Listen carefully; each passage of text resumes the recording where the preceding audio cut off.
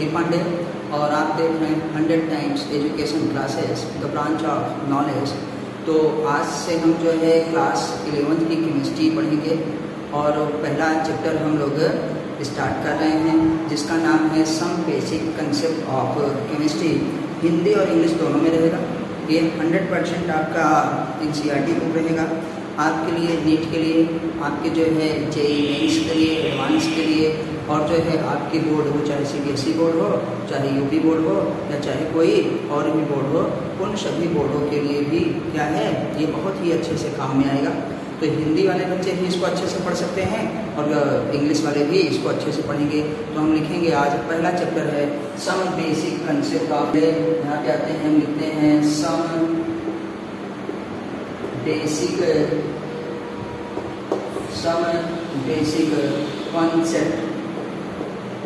Concept of क्या है chemistry.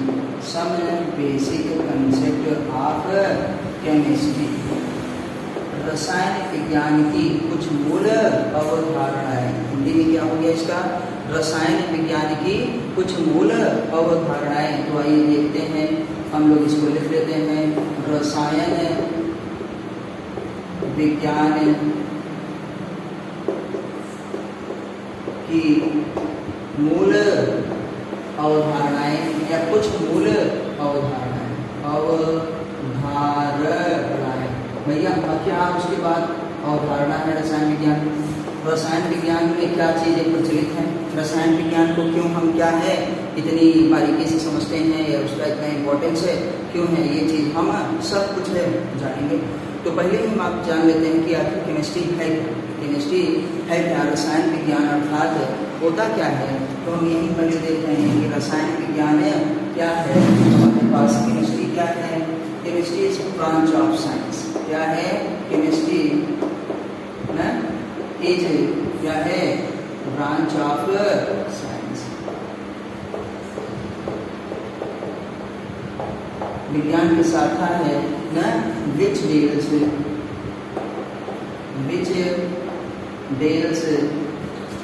Study of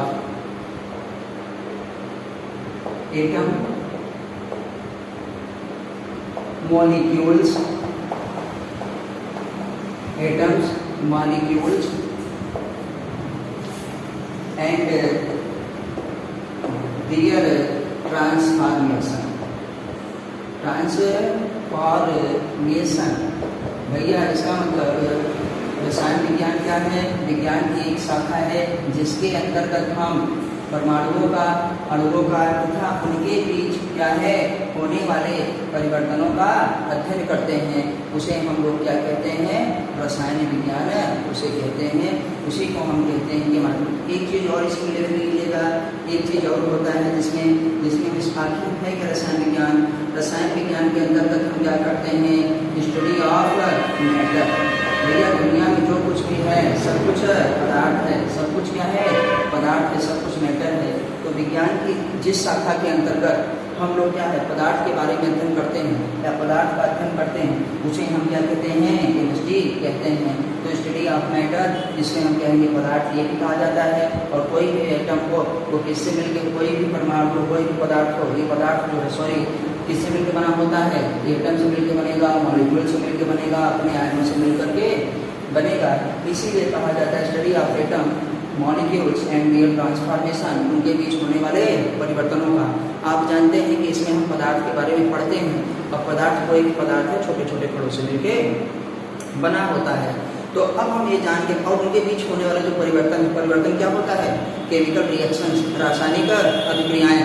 रासायनिक अभिक्रियाओं से भी हमको पता चलता है कि कुछ उत्पाद क्या है दूसरे उत्पाद में बदल जाते हैं। कुछ एक रिएक्टेंट अभिकारक है दूसरे उत्पाद में जब बदलता है तो किसके द्वारा, रासायनिक अभिक्रिया के द्वारा ही बदलता है। तो NCERT में बहुत सारी चीज़ें हैं, आपको प्लीज़ आपसे रिक्वेस्ट है कि आप NCERT जरूर पढ़िए और अभी जो है चैनल को सब्सक्राइब कर दीजिए।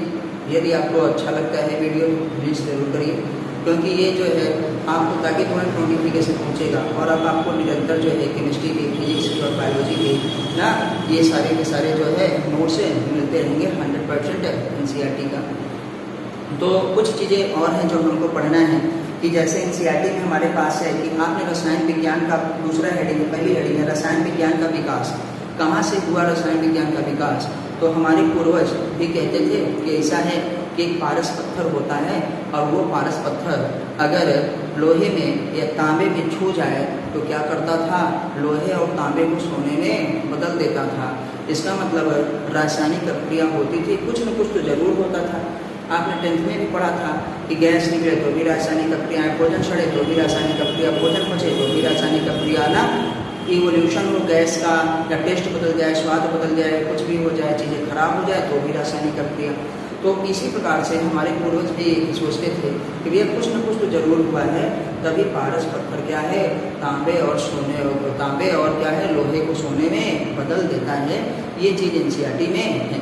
अब ये कितना सही है कितना नहीं सही है ये एक्सपेरिमेंट की बात है, और पारस पत्थर की डिस्कवरी हो रही है लेकिन मिल नहीं रहा है, क्योंकि ऐसा है, कहा जाता है कि वो समुद्र में इधर से उधर क्या है, कहीं न कहीं गति करता रहता है, एक जगह स्थिर नहीं रहता, लेकिन ऐसा होगा जरूर रहा होगा।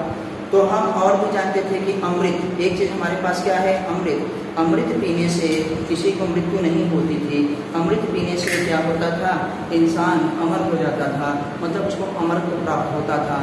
हम लोग भी टीवी में देखें, हम लोग देवी देवताओं में भी देखें कि अमृत का पान इस तरीके से करने से लोग क्या है, मरते नहीं। तो आखिर क्या होता था, वो भी केमिकल्स ही तो होता था ना, तो एक रसायन ही होता था। तो कौन सी प्रक्रिया करता था, कैसे करता था कि चीज़ों लोगों को अमृत प्राप्त हो जाता था। इसके बारे में भी बहुत सारी चीज़ें हैं।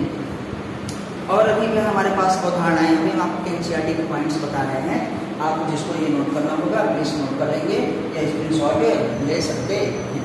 तो जब एनसीईआरटी में हम और पहुँचते हैं तो पता चलता है कि हमारे ऋग्वेद में भी ना रसायनों के बारे में बताया गया, यजुर्वेद में भी बताया गया, हमारे उपनिषदों में भी जो रसायन के बारे में बताया गया है। और हनुमान चालीसा में भी हम लोग पढ़ते हैं, राम रसायन तुम्हारे पासा सदा रहो रघुपति के दासा।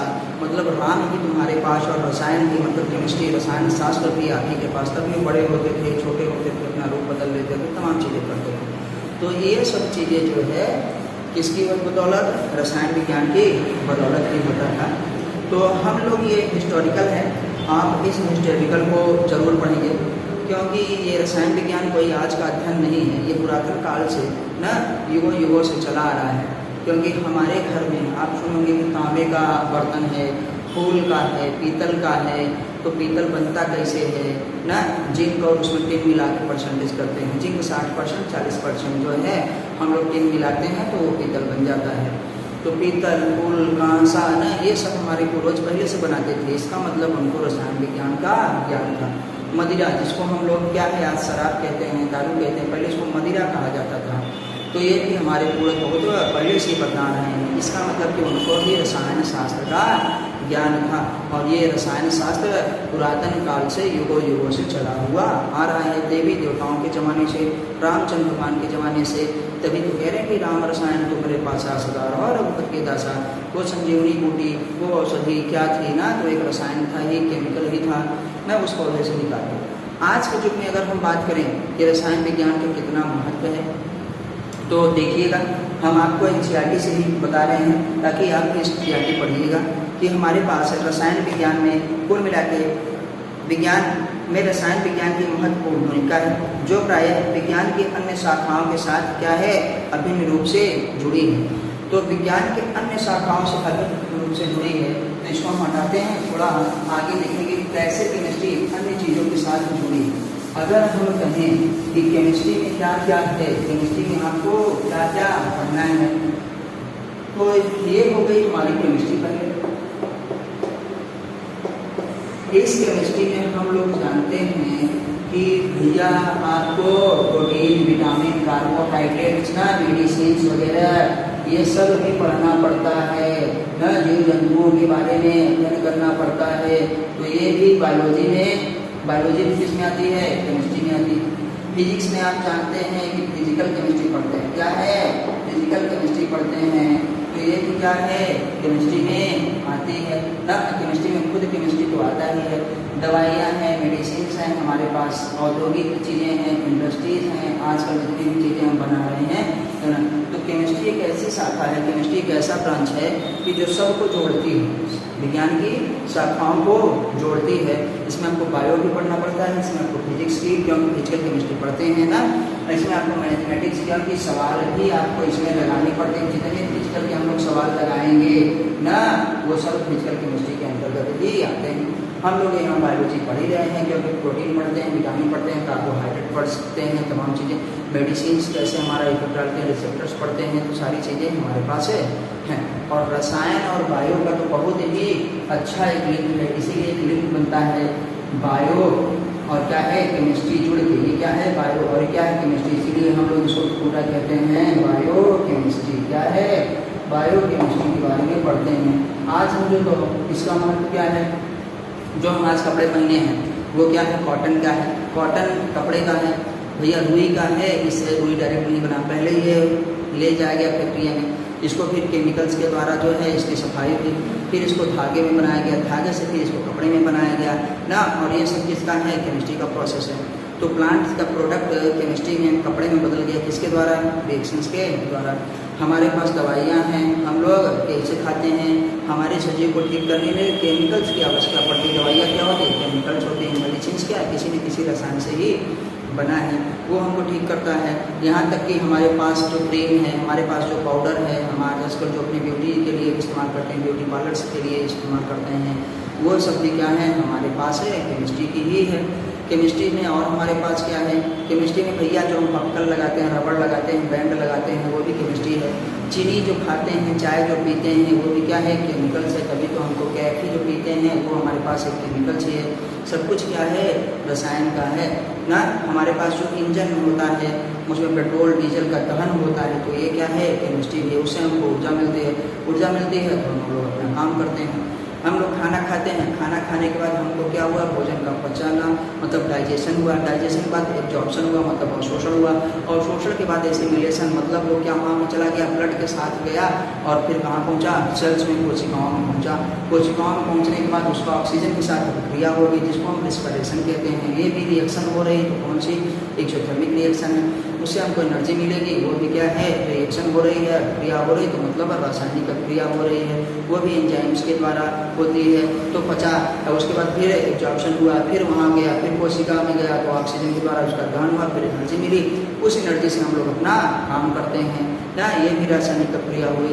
तो बहुत ही बृहद है, केमिकल इंडस्ट्रीज हो, चाहे आजकल जितने भी हमारे पास चीज़ें बन रही हैं, पेंट हो, वार्निश हो, कलर्स हो, ये सब क्या है, रसायन विज्ञान का महत्व है।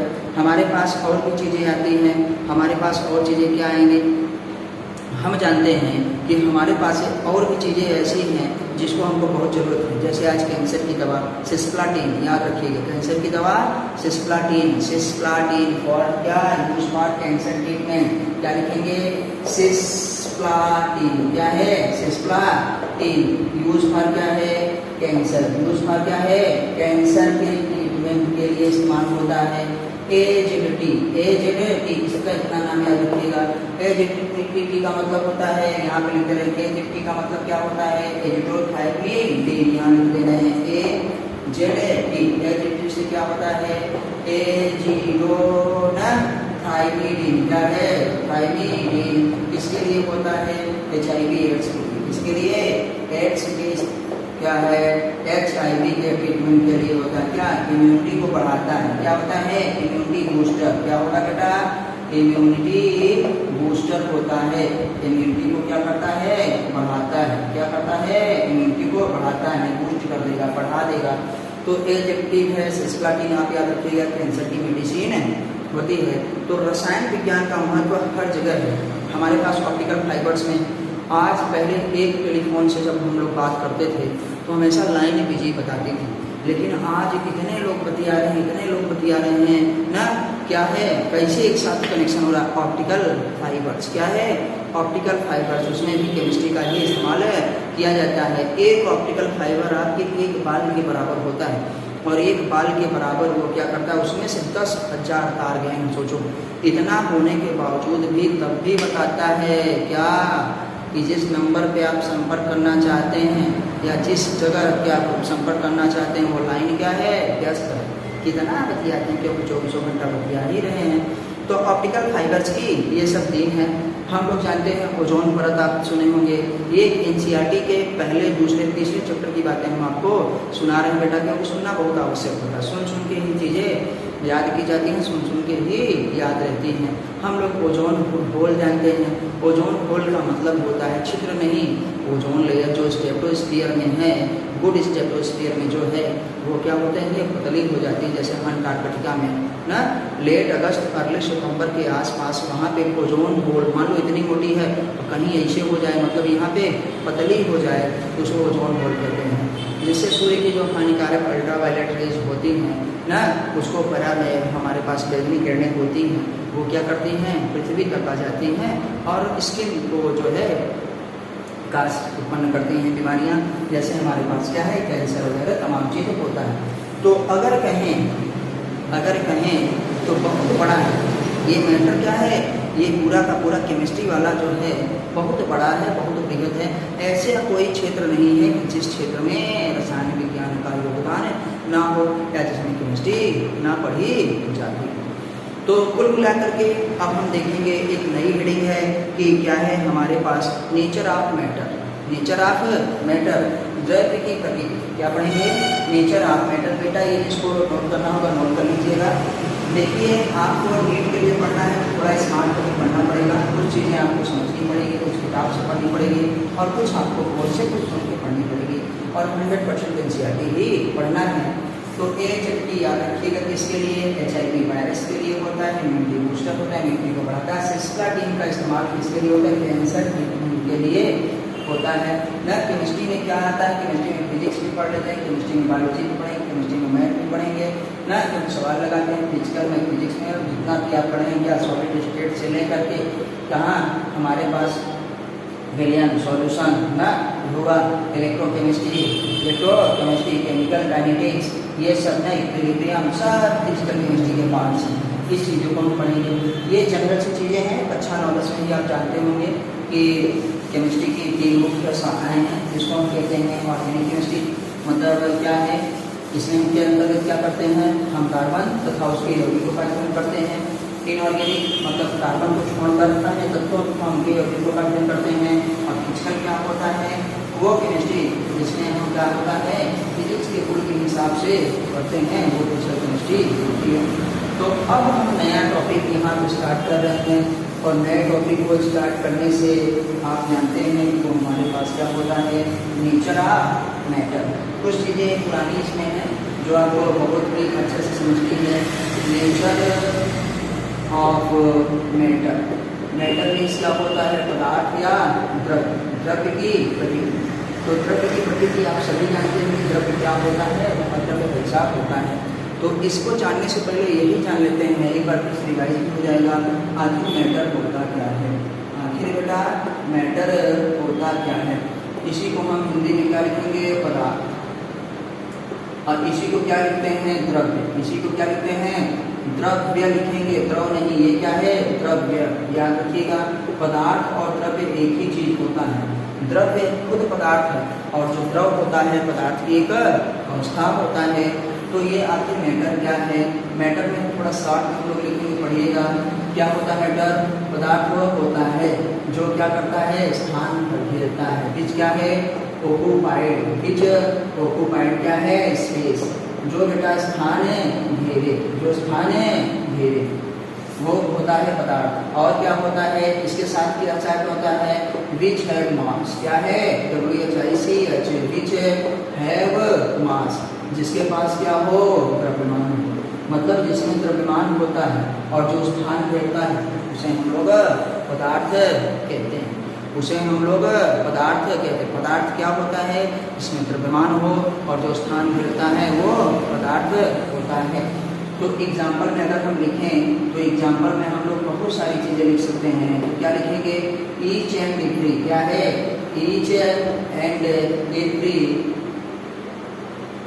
ईच एंड एवरी थिंग्स ना, each and every things are क्या है, मैटर। इस ब्रह्मांड की प्रत्येक चीज जो है, कोई भी ईच एंड एवरी प्रत्येक चीज क्या है हमारे पास पदार्थ होती है। कुछ भी जैसे लिखे हम यहाँ पे जिससे लिख रहे हैं, देखो हमारे पास ये क्या है, हमारा चाक।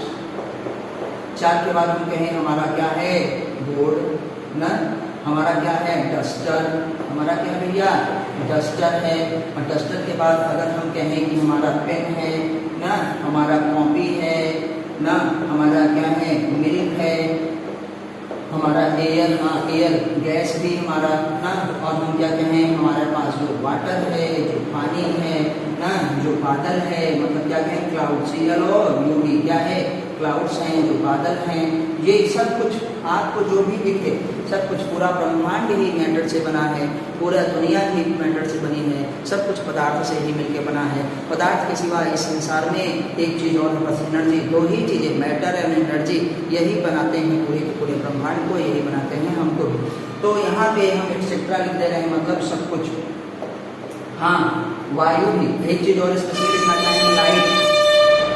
आप लोग ये कहते हैं कि लाइट जो है, कभी कभी सब लोग बताते हैं या कुछ लोग बताते हैं कि लाइट जो है पदार्थ नहीं है, ये भी पदार्थ है। क्योंकि लाइट में क्या होती है, दो नेचर होता है, पहला रेस और दूसरा क्या है, पार्टिकल। क्या है, पार्टिकल नेचर। और पार्टिकल, जब पार्टिकल है तो अभी बताएंगे हम कि पदार्थ छोटे छोटे पार्टिकल से, छोटे छोटे कणों से मिलके बना होता है। इसमें इलेक्ट्रॉन होगा ना, इलेक्ट्रॉन का मास होता है, और जिसमें मास हो वो भी पदार्थ होता है। रही बात एयर की, तो एयर के स्थान में रहता है। एयर ही बेटा क्या करता है, स्पेस क्या ऑक्युपाइड करता है, मतलब इसको भी स्पेस चाहिए ना, जहाँ खाली हवा रहती है वहाँ एयर घुस जाती है। और इसमें भी मास होता है, क्यों, क्योंकि अगर इसमें मास ना होता तो हम लोग क्या है, सिलेंडर खाली ले जाते ना, और उससे भी खाली लेके आते। लेकिन जब सिलेंडर खाली ले जाते तो हल्का, और सिलेंडर जब भर के लाते हैं तो सिलेंडर क्या है, भारी, उसका वजन बढ़ जाता है। इसका मतलब एयर में भी, गैस में भी, एयर मतलब गैस, इसमें भी क्या होता है, द्रव्यमान होता है, और यह स्थान घेरती है, मतलब यह भी पदार्थ है। लाइट भी पदार्थ ही। आप 12th में केमिस्ट्री में, फिजिक्स में पढ़ेंगे, सॉरी सेकेंड एनसीईआरटी में, डुअल नेचर ऑफ मैटर। जब डुअल नेचर ऑफ मैटर पदार्थ की जो है प्रकृति, तो उसमें लाइट ही पढ़ाया जाता है। और वहाँ पे कहा जा रहा है प्रकाश की दोहरी प्रकृति, मतलब लाइट भी क्या है, पदार्थ ही होता है। तो हम लोग ये जानिए कि ईच एंड एवरीथिंग क्या होता है, थिंग्स, और क्या है, मैटर। इस ब्रह्मांड का सब कुछ क्या है, वो पदार्थ ही है। तो जिनको बेटा ये नोट करना होगा प्लीज नोट कर लीजिएगा, और एनसीईआरटी पढ़िए, और वीडियो को जरूर देखिए, अपने दोस्तों के साथ शेयर करिए, और वीडियो को क्या है, लाइक भी करिए, और जो है अपने कमेंट के माध्यम से आप हमको सुझाव दे सकते हैं।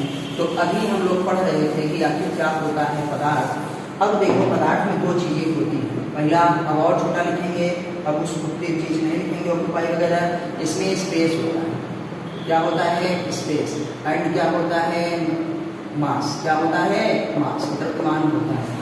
अब हम और लिखेंगे, matter is made up of, क्या है, मैटर इज मेड ना ऑफ या मेड अप ऑफ, अपना लिखो तब भी चलेगा। मेड ऑफ क्या है, स्मॉल पार्टिकल्स। क्या होता है, स्मॉल पार्टिकल्स।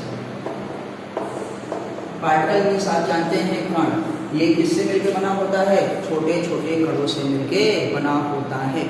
कोई भी पदार्थ हो वो किससे मिलकर बना होगा, छोटा छोटा कण।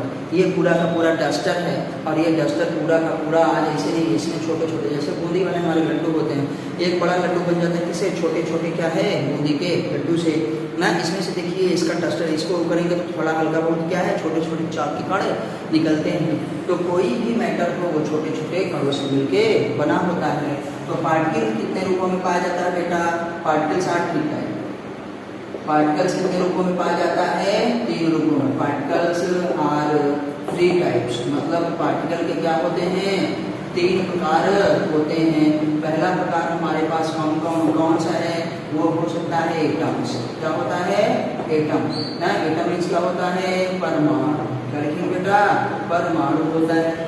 दूसरा हम लिखेंगे मॉलिक्यूल्स। क्या लिखेंगे, मॉलिक्यूल्स। मॉलिक्यूल्स में हम क्या लिखेंगे भैया, मॉलिक्यूल्स में हम जानते हैं ये क्या होता है, अणु। क्या होता है, अणु। और तीसरा हमारे पास क्या है बाबू, आयंस। क्या बोलते हैं, आयंस। आयंस का मतलब क्या होगा, आयन होगा। क्या होगा, आयन होगा। तो हमारे आपका कितने रूपों में पाया जाता है, 3 रूपों में पाया जाता है। वो एटम होगा, परमाणु होगा, वो मॉलिक्यूल होगा, अणु होगा ना, वो आयन हो सकता है। मतलब ये तीन के तीनों को हम लोग पार्टिकल भी कहेंगे, इन तीन के तीनों को हम लोग कण भी कहेंगे। कण तीन रूपों में पाया जाता है, याद रखिएगा। परमाणु, अणु और क्या है, आयन। इसको भी कण कहेंगे, इसको भी कण कह सकते हैं और इसको भी कण कह सकते हैं। तो आइए हम देखते हैं, अब हम आगे देखेंगे कि आखिर परमाणु किसे कहते हैं, आखिर परमाणु किसे कहते हैं और मॉलिक्यूल किसे कहते हैं और किसे कहते हैं। तो हम एक एक करके देखेंगे। ये सब हम पढ़ रहे हैं किसके, नेचर ऑफ मैटर में, पदार्थ की गति के बारे में पढ़ा जा रहा है। आइए बच्चों थोड़ा सा और आगे पढ़ते हैं। तो हमने देखा एटम, हमने क्या देखा, एटम्स। क्या है, एटम। अब एटम को हम क्या लिखेंगे, एटम है परमाणु ना, उसको हम एटम से भी लिख सकते हैं। तो हिंदी में आप जानते हैं इसको क्या कहा जाता है, परमाणु। परमाणु को हम क्या लिखेंगे, smallest unit of matter, smallest unit of matter. Smallest unit of matter का मतलब ये होता है कि पदार्थ की सबसे छोटी इकाई को, पदार्थ की सबसे छोटी इकाई को, सबसे छोटी इकाई को परमाणु कहते हैं, परमाणु कहते हैं। कभी कभार हिंदी में लिख देते हैं, बार बार नहीं लिखेंगे, थोड़ा ध्यान दीजिएगा, बहुत ईजी है। स्मॉलेस्ट यूनिट ऑफ मैटर, पदार्थ की सबसे छोटी इकाई को हम लोग क्या कहते हैं, परमाणु कहते हैं। परमाणु को अब हम देखेंगे कि आप सभी जानते हैं हमारे पास जो पीरियोडिक टेबल है, पीरियोडिक टेबल में हम जानते हैं आवर्त सारणी, यहाँ देखिएगा पीरियोडिक टेबल। आवर्त सारणी में हमारे पास जो कुछ भी है वो तत्व का एक एक क्या है, परमाणु ही रखा गया है, एक एक परमाणु ही रखा गया है। देखिए तो हम कहेंगे कि आखिर तत्व होता क्या है, आखिर हम लोग एलिमेंट किसे कहते हैं। तो हम क्या कहेंगे कि पीरियोडिक टेबल में हमारे पास क्या है, पीरियोडिक टेबल यहीं पे लिखते हैं, पीरियोडिक टेबल में ना सभी तत्वों के एक एक परमाणु रखे गए हैं। मतलब आप जो पीरियोडिक टेबल देखते हैं उसमें देखते हैं कि तत्व है, जैसे क्या है, हाइड्रोजन है, हाइड्रोजन के बाद मान लो हीलियम है, हीलियम के बाद लिथियम है, लिथियम के बाद बेरिलियम है, बेरिलियम के बाद बोरान है, बोरान पर क्या है, कार्बन है, कार्बन के बाद हम जानते हैं नाइट्रोजन है, नाइट्रोजन के बाद ऑक्सीजन है, एक्सेट्रा। क्या कहते देते हैं, ETC एक्सेट्रा, क्योंकि 118। तो ये सब देखो बेटा स्मॉलेस्ट यूनिट। स्मॉलेस्ट का मतलब वो किसी और के साथ ना हो, वो दोहरा ना हो, उसको फिर और छोटा ना किया जा सके, उसको फिर और छोटा ना किया जा सके, उसको तोड़ा ना जा सके। तो ये देखो हाइड्रोजन है, उसका हाइड्रोजन तत्व का एक ही जो है परमाणु यहाँ पे रखा गया है, हीलियम का एक ही परमाणु रखा गया है, लिथियम का एक ही परमाणु रखा गया है, बेरिलियम का एक ही परमाणु, बेरिलियम तत्व का केवल एक परमाणु रखा, देखो सिंगल है, सिंगल मतलब स्मॉलेस्ट सबसे छोटा, उससे छोटा और कुछ होगा ही नहीं। ये क्या है, बोरान है, ये क्या है, कार्बन है। तो अब कंफ्यूजन ये हो सकता है कि आखिर हमें एलिमेंट किसे कहेंगे, एलिमेंट्स मतलब तत्व, नए एलिमेंट को हम तत्व कहते हैं, एलिमेंट्स कहते हैं, क्योंकि एक नहीं तत्व है, कई तत्व हैं, इसलिए इसको एलिमेंट्स कहा जाता है।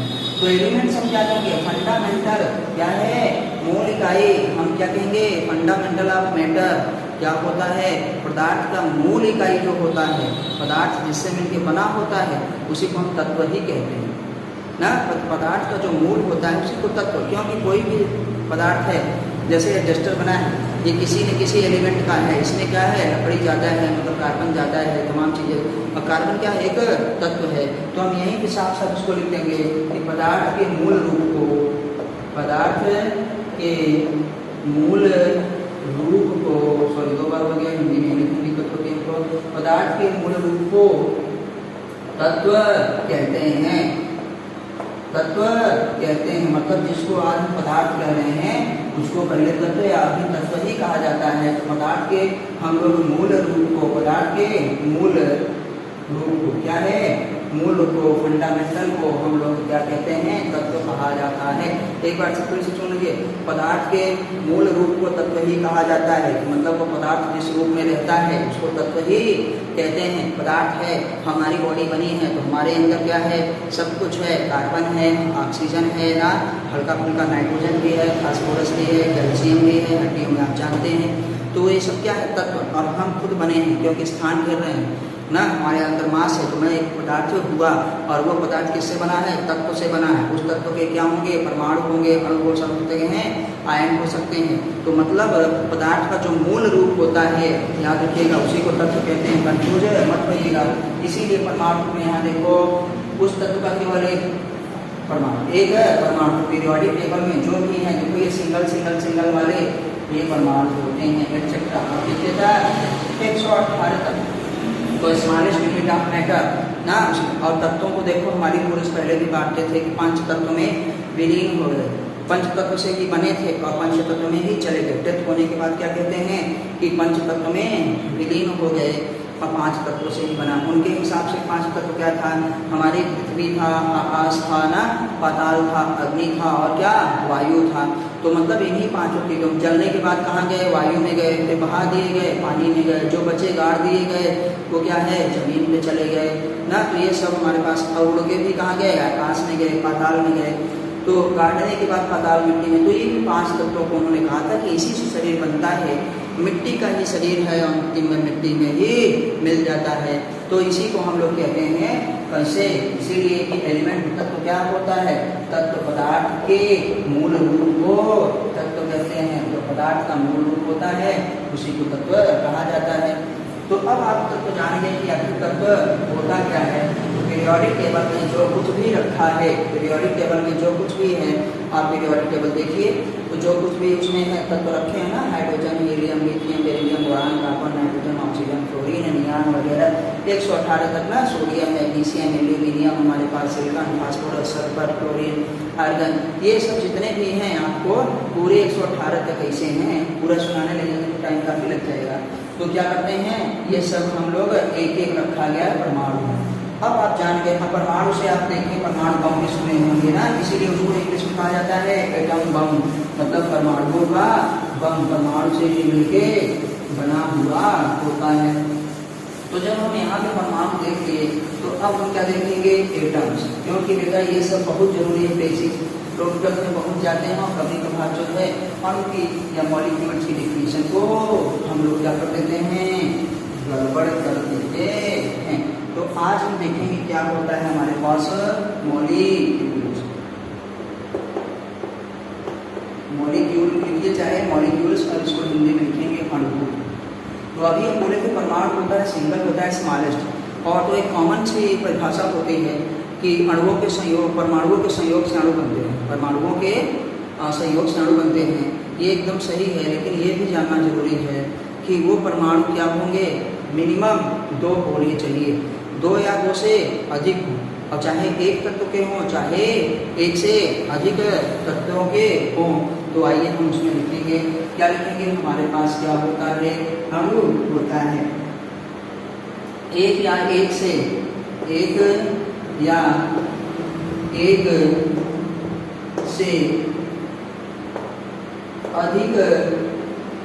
एक या एक से अधिक तत्वों के,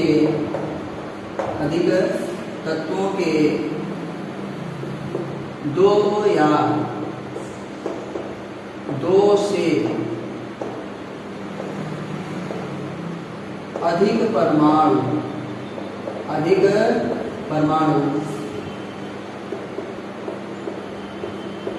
आपस में मिलकर अणु बनाते हैं, आपस में मिलकर अणु बनाते हैं। तो भैया हम जान गए, एक या डिफिनेशन देखिएगा बहुत जरूरी है, एक या एक से अधिक तत्व हो, या एक तत्व हो या एक से अधिक तत्व हो, एक तत्व हो या एक से अधिक तत्व हो ना, के मिनिमम कम से कम 2 या 2 से अधिक परमाणु, 2 या 2 से अधिक परमाणु आपस में मिलकर अणु बनाते हैं। क्या बनाते हैं? अणु बनाते हैं। आपकी वो परिभाषा एकदम सही है कि परमाणुओं के संयोग से अणु बनते हैं, लेकिन कंडीशन क्या है कि एक तत्व के ना या एक से अधिक तत्वों के 2 या 2 से अधिक परमाणु आपस में मिलकर के अणु बनाते हैं। तो आइए एग्जाम्पल में देखते हैं। एग्जाम्पल हम देखेंगे पहले एक तत्व वाले परमाणु। एक तत्व वाले परमाणु, एक तत्व वाले परमाणु का मतलब बेटा इसमें तत्व तो एक ही रहेगा ना, लेकिन उसमें परमाणु क्या होंगे? ज्यादा। जैसे एक ही तत्व, सबसे सिंपल हम लोग देखते हैं जैसे H2। H2 का मतलब हाइड्रोजन गैस। हाइड्रोजन गैस कैसे बनती है? हाइड्रोजन के 2 परमाणुओं से हाइड्रोजन की एक गैस का एक अणु बनता है, हाइड्रोजन गैस बनती है। हाइड्रोजन के बाद हमारे पास क्या आ गया? O2। O2 क्या है? ऑक्सीजन है, आप जानते हैं। इसमें देखिए तत्व तो एक ही है, कौन सा? ऑक्सीजन। इसमें परमाणु कितने हैं? 2। ये क्या है? O3, ozone. क्या है? ओजोन। ओजोन को हम जानते हैं कि इसमें ऑक्सीजन का तत्व क्या है? एक ही है, लेकिन परमाणु कितने हैं? 3। तो अगर हम ऐसे लिखें, इसको ऐसे लिखें कि ये क्या है? हाइड्रोजन गैस का अणु। तो हाइड्रोजन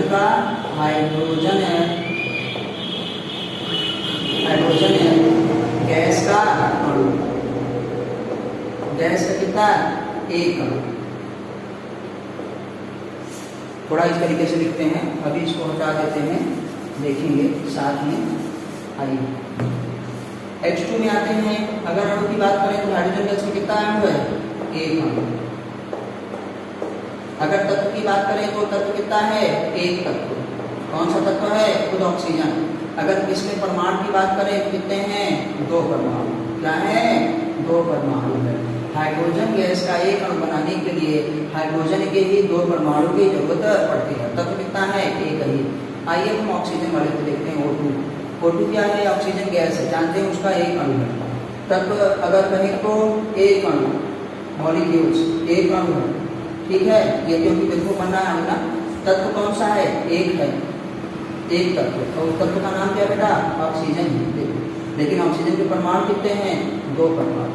तो ऑक्सीजन का एक अणु बनाने के लिए कितने हमको परमाणु की जरूरत पड़ती है? ऑक्सीजन के ही 2 परमाणु की जरूरत पड़ती है।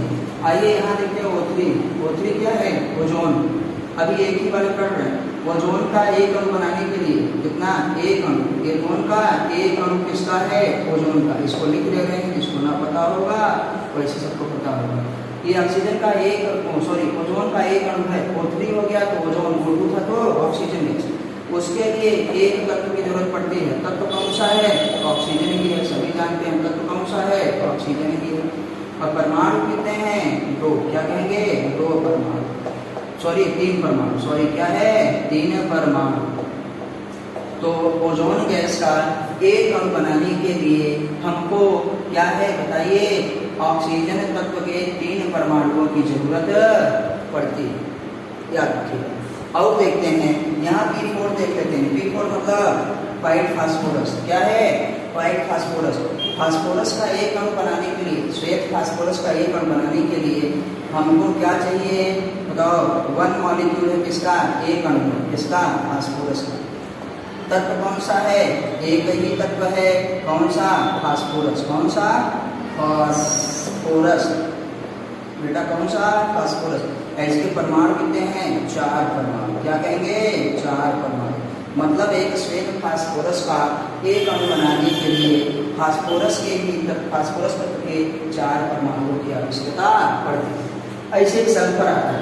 ऐसे सल्फर का एक अणु बनाने के लिए सल्फर तत्व के ही 8 परमाणुओं की जरूरत पड़ती है, एक्सेट्रा। तो जिसको ये जो है नोट करना होगा प्लीज वो नोट कर लेंगे। और आपकी सुविधा लिए होगा कि अगर आप चाहें तो स्क्रीनशॉट ले सकते हैं, वो जल्दी होगा तो आप उसको कर लेंगे। तो आइए अब हम देखते हैं एक तत्व वाले परमाणु। एक तत्व वाले परमाणु नहीं बेटा, यहाँ पे एक तत्व वाले अणु, मिस्टेक हो गया था, चलो गलत दिख गया।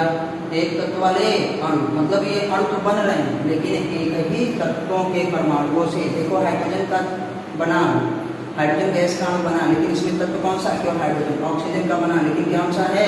केवल और केवल, या इंटीग्रेट लगा के मतलब ऊपर की तरफ गैस, और सभी जानते हैं। तो ये हमारे पास क्या हो गया बेटा, ऑक्सीजन का एक ही तत्व है, ऑक्सीजन का एक ही तत्व है, लेकिन उसके परमाणु कितने हैं, तो एक ही तत्व वाले ये परमाणु हैं, एक ही तत्व वाले सॉरी अणु हैं, एक ही तत्व वाले अणु में आते हैं। ये तो रिपीट हो रहा है वैसे जैसे फंसा रही है। एक ही तत्व वाले अणु, एक ही तत्व वाले अणु क्या है, एक ही तत्व वाले। फास्फोरस का एक अणु बनाने के लिए फास्फोरस का कितने परमाणु चाहिए, 4 फास्फोरस के लिए ना। ओजोन का एक अणु बनाने के लिए, ओजोन का एक अणु बनाने के लिए बताइए ऑक्सीजन के कितने परमाणु चाहिए, 3। तो देखो इसमें एक तत्व तो एक ही है ना, लेकिन परमाणु क्या 3, तो अणु बना लेकिन एक ही तत्व वाला अणु है। अब हम क्या करेंगे, एक से अधिक तत्व, आपने स्क्रीनशॉट ले लिया होगा। अब हम एग्जाम्पल में देखेंगे एक से अधिक तत्वों वाले अणु, एक से अधिक तत्वों वाले अणु को अब हम लोग देखेंगे। आइए फिर देखते हैं एक से अधिक तत्वों वाले अणु। तो अब यहाँ पे हेडिंग क्या डालेंगे, एक से अधिक तत्वों वाले अणु, जिसमें तत्व ज़्यादा होंगे, सॉरी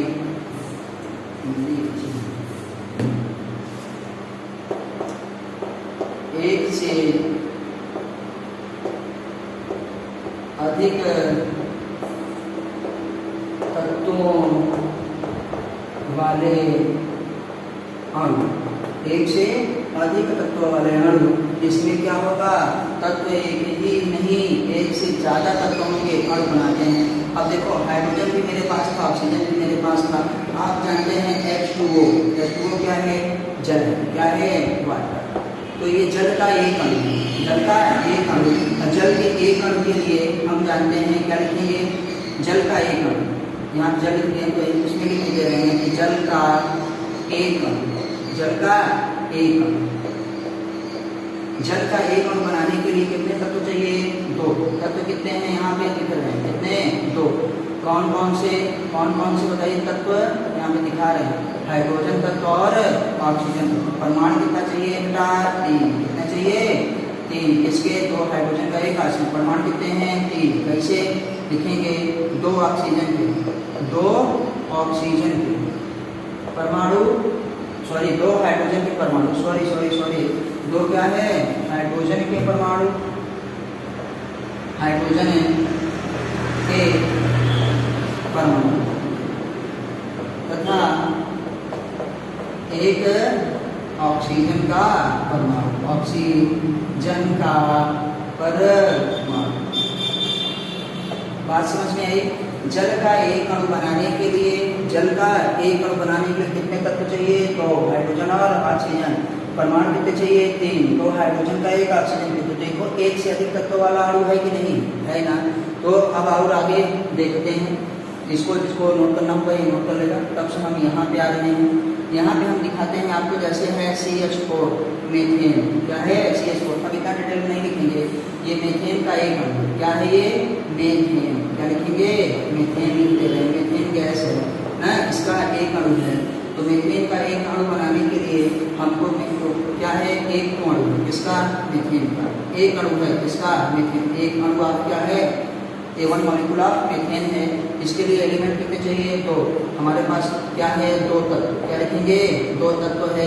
कौन कौन से 2 तत्व हैं, वो एक कार्बन है, दूसरा हाइड्रोजन है।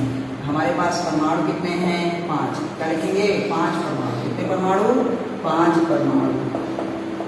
कैसे करेंगे, इसमें 5 परमाणु में क्या है, 4 हाइड्रोजन के, 4 हाइड्रोजन के तथा एक किसका, कार्बन का, एक किसका, कार्बन का परमाणु है। मीथेन का एक अणु बनाने के लिए हमको क्या करना पड़ता है, 2 हाइड्रोजन, एक जो है 2 तत्व चाहिए, कार्बन एक हाइड्रोजन। कार्बन का 4 परमाणु, कार्बन का एक परमाणु तथा हाइड्रोजन के 4 परमाणु की जरूरत पड़ती है। आप इसको नोट कर लीजिएगा। और भी आगे हम देखते हैं, मीथेन का एक अणु है, फिर से देख लीजिएगा। मीथेन के एक अणु में 2 तत्व होते हैं, कौन कौन से, कार्बन और हाइड्रोजन। मीथेन के एक अणु में 5 परमाणु, 5 परमाणु होते हैं, कौन से, 4 हाइड्रोजन का, एक कार्बन का। और आगे देखते हैं, एक से अधिक तत्व वाले में ही देख रहे हैं भैया।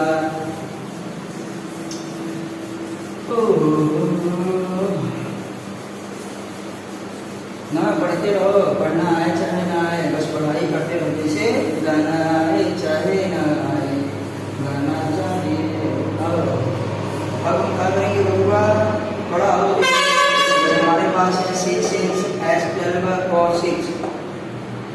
सोचेंगे संतोषी तत्व वाला बता रहे हैं। ये क्या है, सभी जानते हैं ग्लूकोज का एक अणु है। क्या है, ग्लूकोज का एक अणु है। वही इसको पी के छपाक से पापा पानी में कूद जाते हैं ना, थके थके ऐसे आते हैं, मम्मी हमको थोड़ा पिलाती है, पापा से क्या करो, ग्लूकोन डी, तुरंत शक्तिदायक कोई नहीं है ऐसा, ग्लूकोन डी ऐसा। तो ऐसे ग्लूकोज भी आता है, टावर ग्लूकोज ग्लूकोन डी में रहता है, ग्लूकोज भी रहता है, इंस्टेंट एनर्जी के लिए इस्तेमाल होता है, इसे ब्लड शुगर भी कहा जाता है। आइए तो हम लोग क्या देखेंगे कि ये क्या है, ग्लूकोज। ग्लूकोज का देखो भैया एक अणु है, तो ये क्या है, ग्लूकोज का एक अणु। क्या है, एक अणु। ग्लूकोज का एक अणु बनाने के लिए कितने तत्व चाहिए, 3। क्या है, 3 तत्व चाहिए। क्या है, 3 तत्व चाहिए। कौन कौन से, कार्बन, हाइड्रोजन और ऑक्सीजन। देखो कार्बन, हाइड्रोजन और क्या है, ऑक्सीजन चाहिए। अच्छा, परमाणु कितने हैं, देखो 6 कार्बन के, 6 ऑक्सीजन के, 12 हाइड्रोजन के ना, 12 6 18 6 कितना होता है, 24। वैसे 6 से 12 12 गुना 24। बेटा कितने परमाणु, 24 परमाणु चाहिए भैया, बहुत ज्यादा। किसके बताइए, 6 कार्बन के, 12 हाइड्रोजन के और 6 ऑक्सीजन के चाहिए। समझने का तो भैया ऐसा है कि ग्लूकोज का एक अणु बनाने के लिए आपको कितने परमाणुओं की जरूरत पड़ती है, 24। कितने तत्वों की, 3। वो तत्व कौन कौन से हैं, कार्बन, हाइड्रोजन और ऑक्सीजन। तो ग्लूकोज का एक अणु, एक बार देखो याद कैसे करेंगे, कैसे देखेंगे सभी वाले कि ग्लूकोज का एक अणु बनाने के लिए 3 तत्व चाहिए। कौन कौन से, कार्बन, हाइड्रोजन, ऑक्सीजन। 24 परमाणु चाहिए किसके, 6 परमाणु कार्बन के, 12 परमाणु हाइड्रोजन के और ऑक्सीजन के 6 परमाणु किसके, ऑक्सीजन के हमको चाहिए। यही नहीं, अभी और बड़ा देखते हैं, इससे बड़ा क्या होगा, हम देखो और देख लेते हैं। यूरिया सभी लोग जानते हैं, अब आप बताएंगे, आपके लिए होमवर्क है, NH2CO NH2 कमेंट करके बता दीजिएगा हमको, हाँ जब भी पढ़िएगा। इसमें बताइए कि ये क्या है, यूरिया का एक एटम, यहाँ पे लिखते रहे यूरिया। क्या लिखते हैं, यूरिया। वही खदवा हो जो डालते हैं खदिया खेत में, वही है यूरिया ना। यूरिया में हमारे पास क्या है, एक अणु बनाने के लिए बताओ, अब आप बताएंगे तत्व कितने हैं, बताओ। देखो कार्बन, यहाँ नाइट्रोजन है, यहाँ पे नाइट्रोजन एक ही तत्व, नाइट्रोजन का, हाइड्रोजन का, कार्बन, ऑक्सीजन। तत्व हम बता दिए, क्या होगा, कितने तत्व, देखो 4। क्या है, 4 तत्व चाहिए। अब बताओ, क्या है बेचारे को टेंशन दे, पहले से शुरू कर देते हैं। 1 ये है, 2 ये, 2 1 3 3 1 4 4 1 5 और 5 3 8। ये मिला के कितने हैं, 8 परमाणु हैं। 8 परमाणु किसके किसके हैं, अब खुद ही जान लेंगे। नाइट्रोजन एक यहाँ, एक यहाँ, नाइट्रोजन के 2 परमाणु, हाइड्रोजन के 2 यहाँ, हाइड्रोजन 2 यहाँ, 4 परमाणु। ठीक है, ऑक्सीजन यहाँ पे कितना है, 1 और कार्बन कितना है यहाँ पे 1। कुल मिला के देखो फिर से क्यों पता चला, हम गलती हुआ था। 1 2 1 3 3 4 1 5 5 3 8 ना।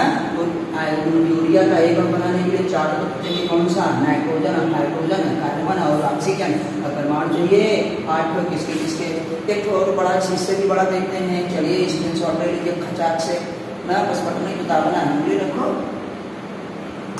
चले आओ आओ आओ आओ।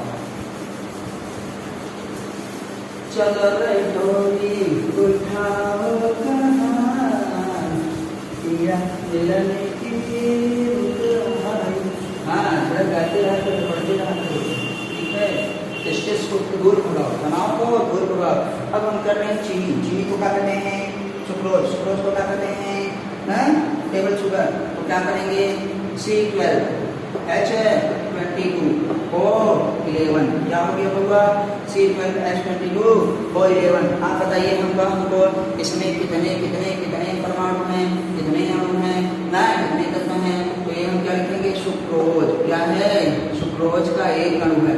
और सुक्रोज को कॉमन भाषा में क्या कहते हैं हम लोग, वही शुगर। क्या है, चीनी जो घर में खाते हैं, क्या खाते हैं, कॉमन भाषा। सुक्रोज या चीनी का एक अणु बनाने के लिए बेटा कितने तत्व चाहिए, देखो कहाँ पे है, 3 तत्व। कार्बन एक तत्व है, हाइड्रोजन दूसरा तत्व है, ऑक्सीजन तीसरा तत्व है। तो क्या करते हैं, एक अणु बनाने के लिए क्या है, एक अणु। किसका एक अणु, चीनी का या सुक्रोज का एक अणु बनाने के लिए हमको कितने तत्व चाहिए, 3 तत्व। अब तत्व कौन कौन से हैं, आप देख ही रहे हैं, कौन कौन सा है, कार्बन है, हाइड्रोजन है और ऑक्सीजन है। C12 H22 O11। अगर हम बात करें इसका परमाणुओं की, कितने परमाणु हैं तो गिन लेना। 12 ठो इसका, नहीं 12 ठो इसका, 22 ठो इसका और 11 ठो ऑक्सीजन का। कितना आएगा इधर से जोड़ो, 2 1 3, 2 1 3, 3 2 5 ना, 5 हमारे पास आ गया। और ये क्या है 1 3 और क्या है 4, कुल मिला के 45 परमाणु। क्या है 45 परमाणु। भाई ये गलती तो हो जाएगी, एक बार चाहे लिखूंगा, लेकिन गलती नहीं करना है। देखो कितना हो गया 5, कितना हो गया 4, कितना हो गया 45। देख लो 2 2 4, 2 2 4 1 5, 2 1 3 1 4, 45 कितने भैया 45 क्या है परमाणु, मतलब कितने एकम चाहिए। तो ये एक से अधिक तत्वों वाले थे। आप ये जान गए हैं कि अणु क्या होता है। अब ये लिखा है एक या एक से अधिक तत्वों के 2 या 2 से अधिक परमाणु आपस में मिलकर अणु बनाते हैं। अब बात करते हैं आयंस की। स्क्रीनशॉट आप ले लीजिए होंगे, स्क्रीनशॉट नहीं लिए होंगे तो वीडियो थोड़ा बैक करिएगा और स्क्रीनशॉट ले लीजिएगा, क्योंकि हम तो मिटा चुके हैं। अब क्योंकि अणु का काम खत्म, अब हम पढ़ेंगे आखिर क्या होता है आयन, क्योंकि हम पढ़ रहे हैं पार्टिकल्स। पार्टिकल 3 प्रकार के हो सकते हैं, 3 रूपों में हो सकता है, जिसको हम परमाणु कहते हैं, अणु कहते हैं और आयन कहते हैं। एटम को हम मॉलिक्यूल को या आयंस को। हमारी मेन हेडिंग है नेचर ऑफ मैटर। तो क्या कहेंगे आयंस। आयंस कैसे बनते हैं आप जानते हैं। कोई भी परमाणु जब होता है, कोई भी परमाणु जब होता है, ऐसी को आयन कहेंगे, हिंदी का कहेंगे आयन। कोई भी परमाणु है, मान लो इधर हम कह रहे हैं सोडियम का परमाणु है, इधर क्या है क्लोरीन का परमाणु है। कोई भी परमाणु है तो न्यूट्रल रहता है। क्या रहता है उदासीन अवस्था में रहता है। जब हम उसमें से इलेक्ट्रॉन निकालते हैं किसी भी कारणवश, किसी भी कारण, चाहे फ्रिक्शन के द्वारा, चाहे इंडक्शन के द्वारा, चाहे कुछ सोडियम का क्या होता है 11, सोडियम का परमाणु क्रमांक क्या होता है 11, और इसका क्या होता है परमाणु क्रमांक 17, एटॉमिक नंबर 11, एटॉमिक नंबर 17। तो हम जानते हैं कि जो एटॉमिक नंबर है, एटॉमिक नंबर परमाणु क्रमांक क्या होता है, परमाणु क्रमांक वही हमारे पास क्या होता है बताइए। परमाणु क्रमांक के बराबर क्या होता है प्रोटॉनों की संख्या, प्रोटॉनों की संख्या, यही प्रोटॉनों की संख्या होता है। और यही हमारे पास क्या है इलेक्ट्रॉनों की संख्या भी होता है। अगर उदासीन है तो इलेक्ट्रॉनों की संख्या यही होता है। ठीक है, ये बात हमेशा याद रखिएगा कि परमाणु क्रमांक बराबर किसके होता है, प्रोटॉनों की संख्या के बराबर और इलेक्ट्रॉनों की संख्या के बराबर। इलेक्ट्रॉनों की संख्या के बराबर कब ये होगा, जब ये उदासीन है तब। तो हम यहाँ पे कह रहे हैं, अब यहीं से देखते हैं कि इसमें प्रोटॉन कितना है, इसके नाभि में क्या होगा प्रोटॉन, P कितना होगा 11 और इलेक्ट्रॉन कितना होगा 11। तो यहाँ भी देखेंगे हम प्रोटॉन कितना है अभी 17, प्रोटॉन क्या है 17, लेकिन इलेक्ट्रॉन कितना है इसमें अभी 17। तो इलेक्ट्रॉनों का कर रहे हैं क्या ट्रांसफर, क्या करेंगे ट्रांसफर। तो यहाँ से यहाँ इलेक्ट्रॉन निकाल के यहाँ दिए, तो जहाँ से इलेक्ट्रॉन गया तो यहाँ पे देखो इलेक्ट्रॉन क्या हो गया, एक इलेक्ट्रॉन यहाँ से निकल गया। इसको देने के बाद तो जो E डैश आएगा मतलब नया इलेक्ट्रॉन की संख्या आएगी, इसीलिए डबल डैश कर दिए। क्या होगा 11 माइनस 1 तो बराबर क्या आएगा 10। इलेक्ट्रॉनों की संख्या कितनी हो गई बेटा 10, क्योंकि एक इलेक्ट्रॉन इसमें से निकल गया। यहाँ पे 17 इलेक्ट्रॉन पहले से तो एक इलेक्ट्रॉन इसमें आ गया, तो P डबल डैश मतलब हमारे पास क्या नया जो इलेक्ट्रॉन की संख्या आएगी क्लोरीन के लिए वो क्या हो जाएगी 17 प्लस 1 बराबर क्या है 18। तो यहाँ पे इलेक्ट्रॉन 18, यहाँ पे इलेक्ट्रॉन 10। इलेक्ट्रॉन क्या है, यहाँ पे प्रोटॉन अभी 11 है, यहाँ पे प्रोटॉन अभी 17 है। तो प्रोटॉनों की अपेक्षा इलेक्ट्रॉन क्या हो गए कम, तो प्रोटॉन को होता पॉजिटिव चार्ज, इलेक्ट्रॉन को होता नेगेटिव चार्ज। इसलिए जिसका घर जैसा हुआ, जिसका घर जैसा हुआ, घर में अच्छे भी लोग होते हैं, कम कमाने वाले भी ज़्यादा, जो ज़्यादा कमाता है उसी के नाम से चलता है, जो बड़ा होता है उसी के नाम से चलता है। तो इसके पास पॉजिटिव चार्ज ज़्यादा हो गया, नेगेटिव चार्ज कम। तो जब पॉजिटिव चार्ज ज़्यादा हो गया तो अपना आंसर दिखा दिया पॉजिटिव है। इसके पास नेगेटिव चार्ज ज़्यादा हो गया, तो प्रोटॉन 17, इलेक्ट्रॉन 18, तो नेगेटिव चार्ज ज़्यादा हो गया, इसलिए नेगेटिव। तो आपको समझ में आ गया होगा। तो हम लास्ट पॉइंट क्या रखेंगे बहुत ही अच्छे से कि इलेक्ट्रॉनों के आदान प्रदान से, इलेक्ट्रॉनों के आदान प्रदान से, आदान प्रदान से आयन बनते। क्या बनते बेटा, आयन बनते हैं। इलेक्ट्रॉनों के आदान प्रदान से आयन बनते हैं। तो आप ये जान गए कि आखिर क्या होता है मैटर। मैटर किससे मिलकर बना होता है? मैटर को ही द्रव्य कहते हैं ना, छोटे छोटे कणों से मिलकर बना होता है। कण क्या होता है? स्मॉलेस्ट यूनिट ऑफ मैटर होता है। तो 3 प्रकार का होता है, परमाणु, अणु, आयन। हम परमाणु किसे कहेंगे? जो सबसे छोटा होता है। और परमाणु में और भी हमारे पास परिभाषाएं हैं कि जो स्वतंत्र अवस्था में रह सकता है, किसी भी रासायनिक प्रक्रिया में भाग ले सकता है। तो कुछ ओरल भी आपको सुनना है, वो परमाणु होता है। अणु क्या होता है? एक या एक से अधिक तत्वों के 2 या 2 से अधिक परमाणु आपस में मिलकर के अणु बनाते हैं। आप ये जानते हैं। हम एग्जाम्पल देखो, आयन क्या होता है? इलेक्ट्रॉनों के आदान प्रदान से आयन बनते हैं। तो आपको हमारी वीडियो ये कैसी लगी प्लीज़ आप हमको कमेंट के माध्यम से जरूर बताइएगा। सॉरी आज हम अपना माइक भूल गए थे, आपको थोड़े आवाज़ में प्रॉब्लम आ रही होगी, लेकिन आप जरूर सुनिएगा, आपको अच्छा लगेगा। फिर मिलेंगे अगले वीडियो में, तब तक नमस्ते, जय हिंद, जय भारत। पढ़ाई करते रहिए और प्लीज़ चैनल को सब्सक्राइब जरूर करिए, अपने दोस्तों के साथ शेयर करिए ना, और उनको भी पढ़ने के लिए बताइए और एनसीईआरटी पढ़ते रहिए। फिर मिलेंगे, जय हिंद, जय भारत।